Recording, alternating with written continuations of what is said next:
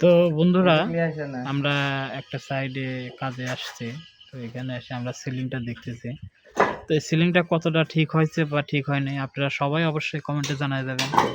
এই যে সিলিংটা করেছে এখানে এরকম পাটাই মারে নাই। কি হয়ে গেছে, এখানে আবার গর্ত হয়ে গেছে, এখানে গর্ত হয়ে গেছে, এখানে গর্ত হয়ে গেছে, আবার এখানে গর্ত হয়ে গেছে, এখানে গর্ত হয়ে গেছে। তো সিলিং আমরা একটু সিলিংটা যদি ভালো মতো না করি তাহলে তো সেইটার কাজটা ভালো হয় না। যে গর্ত হয়ে গেছে, এখান থেকে অটোমেটিক ফুলি বের হচ্ছে, এখান থেকে ফুলি বের হচ্ছে। কাজটা খুবই খারাপ করছে যেই করি, এইসব ক্ষতিগুলো করা ঠিক না।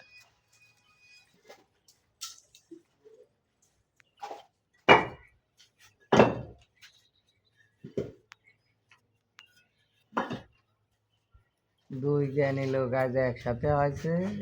কোনে